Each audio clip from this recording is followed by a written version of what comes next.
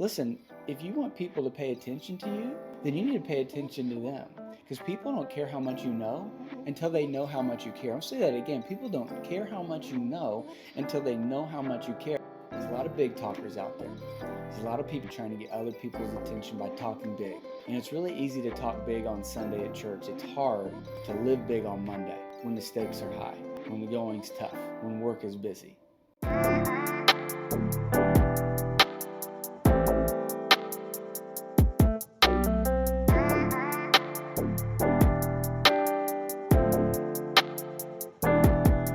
Welcome back to Increase. I'm Blake Anderson. Good to be with you here for another episode 75. I want to ask you a question. Tell me if you've ever felt this way. You ever wanted to be noticed? Ever felt like maybe you weren't being heard? You ever had a deep desire to be revered amongst your peers? You want a raise? You wanted someone to give you a contract?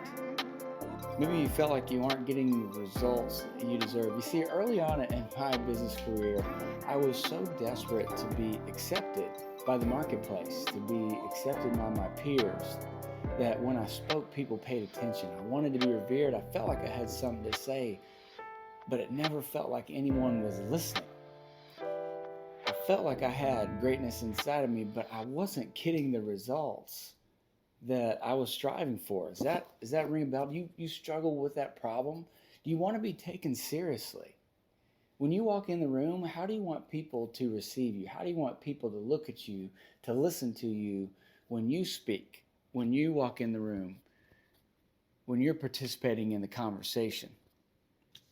You see, many of us feel like our words aren't connecting, feel like our presence isn't felt.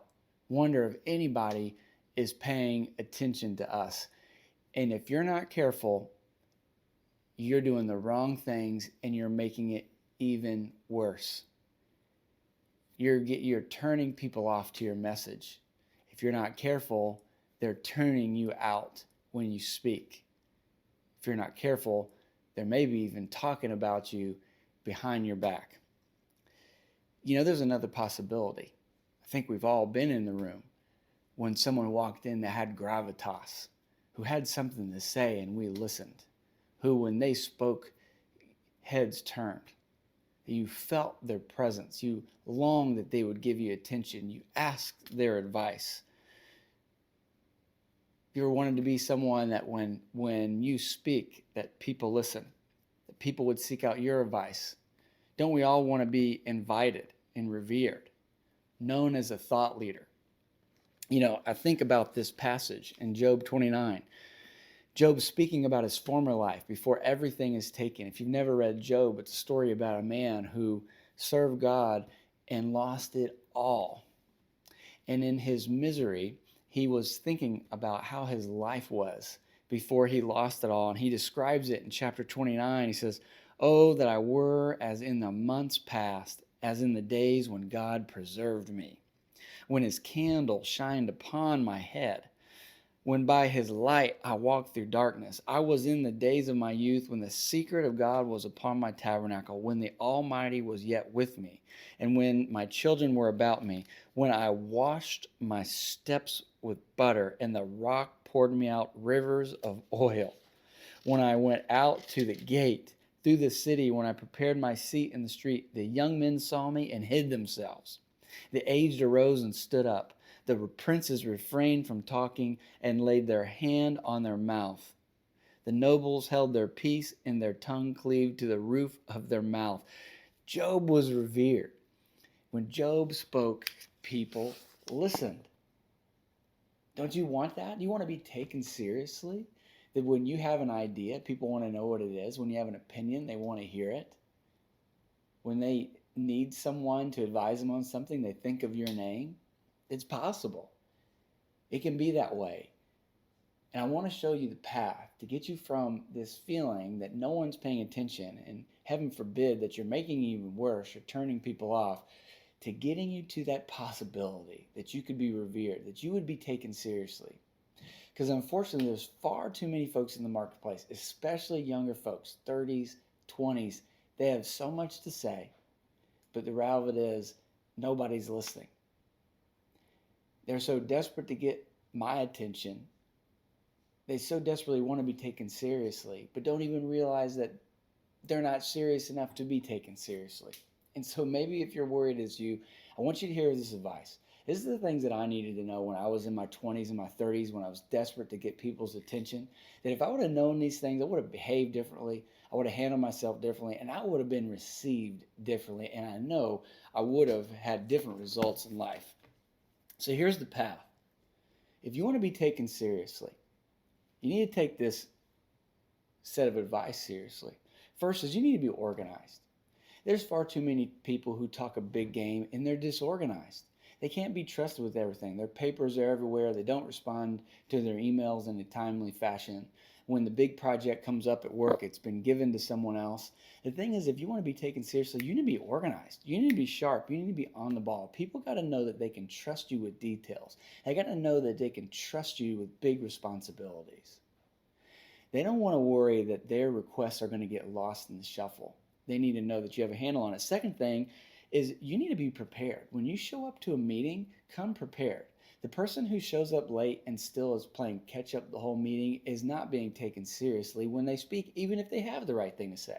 The person who comes to the meeting and they're prepared and they've listened and they have their responses ready and they've done their homework, people listen.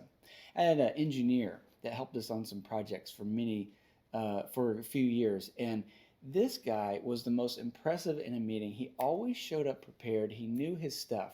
It turned out he actually didn't perform to the level of the reverence we gave him. We thought he was so much more capable than he was, and it was mainly because he came so prepared, and he was always organized, that there was a great deal of trust that when he was in the room, we thought that everything was going to be okay, and you could be the same. Come prepared, come organized, come on time. You want people to take you seriously? Stop being late. Stop being the one who's coming in 5 minutes late. Stop being the one who's scrambling to find their seat right when the meeting started. If you say you're going to be somewhere and you're going to meet someone for lunch or coffee, be early. Don't be late.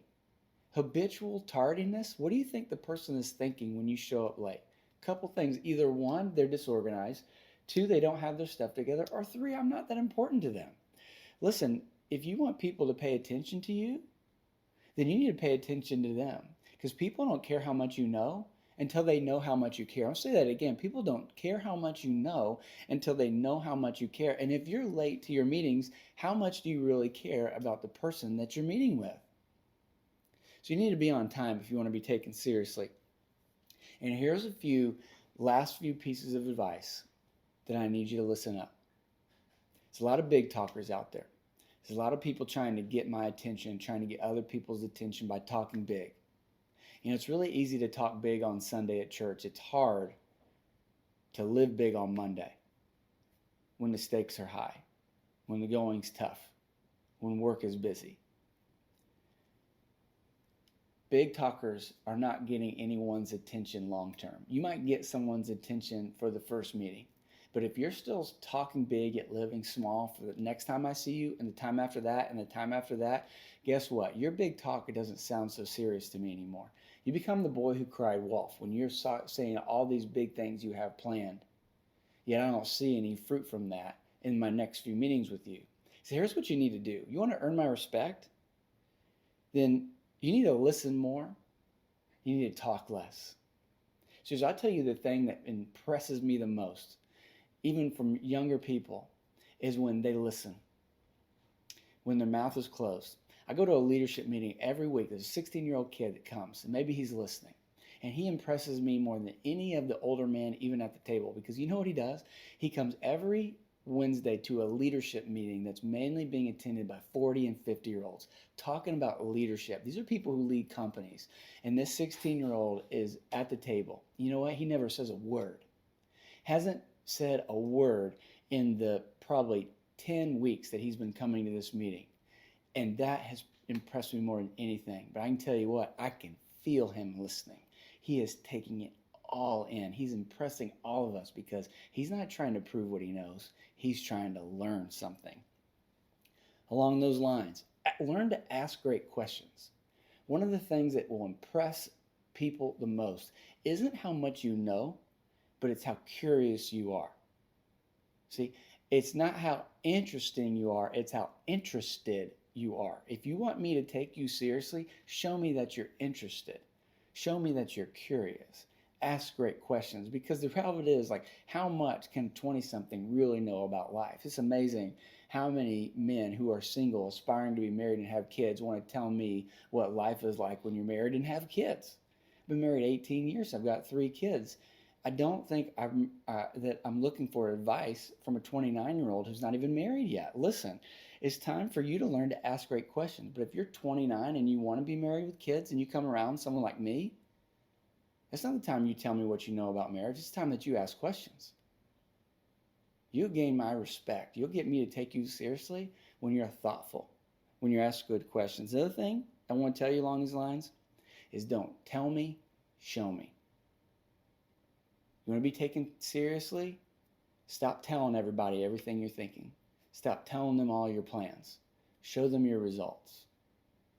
There's nothing more satisfying than when someone sees the results, the fruit of your work, and it's the first they heard of it, and they're like, oh my gosh, I didn't know you were doing all this. That's satisfying, because there's lots of big talkers out there who can impress anyone with their big ideas, but don't have anything to show for it. And in the moment that you're given the big ideas and all the eyes on you, that feels really good. But then if you ever want to come back to that meeting, if you ever want to be around those same people, you better have something to show for it. The better moment is when you get to show them what you've been up to. So listen, people, we're longing for leaders. We're longing for good ideas. We're longing to find people that we can get behind, rally around, and have on our team. If you want to be taken seriously, there's a way.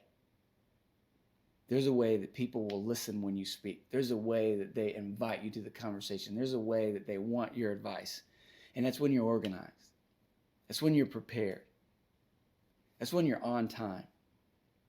It's when you listen more and talk less. When you learn to ask great questions and you do less speaking and you show more results.